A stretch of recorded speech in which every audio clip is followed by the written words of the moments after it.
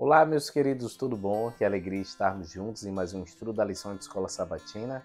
Chegamos então à quarta-feira e na introdução da lição dessa semana falamos que iríamos abordar também as lições de Cristo no livro de Marcos, no formato de sanduíche. Como é que seria isso? É uma modalidade onde você vê duas histórias ou mais entrelaçadas que têm sentidos parecidos e envolvendo a Cristo. Então a primeira história vinha aí Marcos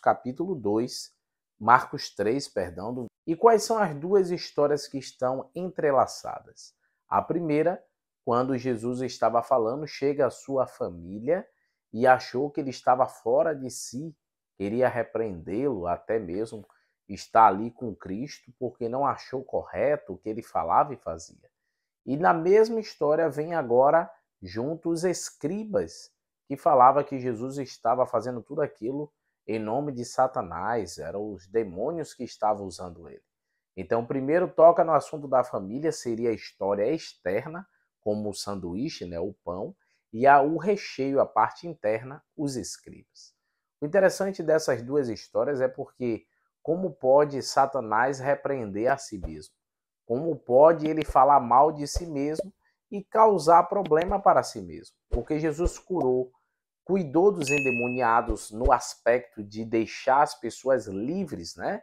Os endemoniados voltaram ao normal e o demônio saiu deles. Então, qual era a vantagem do inimigo fazer o demônio sair de dentro da pessoa se ele estava possuída? Então, você vê que Jesus fez uma obra divina, uma obra abençoada. E a família dele, assim como os escribas, estavam realmente sendo usados pelo inimigo, isso sim, e não prestar atenção nos milagres e no Filho de Deus que estava ali perante eles. O interessante é que nessa mesma história entra no contexto da segunda pergunta. Leia Marcos quando chega no aspecto de qual é o pecado imperdoável, o que significa. É o finalzinho da história ali, quando você pega o verso 28 a 30, no qual os escribas falam que Jesus fazia aqueles milagres em nome de Satanás, e ele era por um demônio. E Jesus disse que então o pecado imperdoável é contra o Espírito Santo. E por que é contra o Espírito Santo esse pecado? Porque, querido, se a gente se fecha para a verdade, não tem como o Espírito Santo atuar em nós. Se o Espírito Santo que está atuando em nós, a gente diz que é obra do inimigo, como reconhecer essa voz como a do Senhor? Por isso que a gente precisa clamar, deixar o nosso corpo ser templo do Espírito Santo, meditar na palavra do Senhor, porque naquele momento Cristo foi usado e as pessoas tiveram contato constante e diário.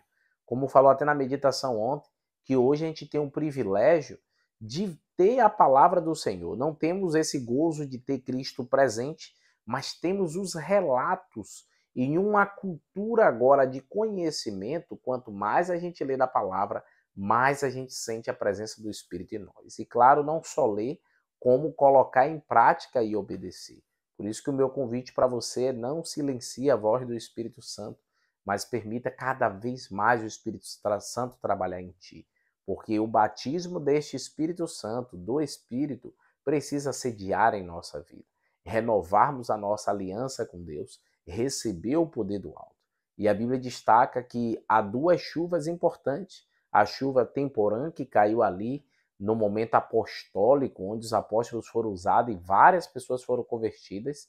E vai vir também aí a chuva serôdia, que é agora para a colheita final, onde nós, que eu acredito também, quer estar em vida, receberemos esse poder para concluir a obra.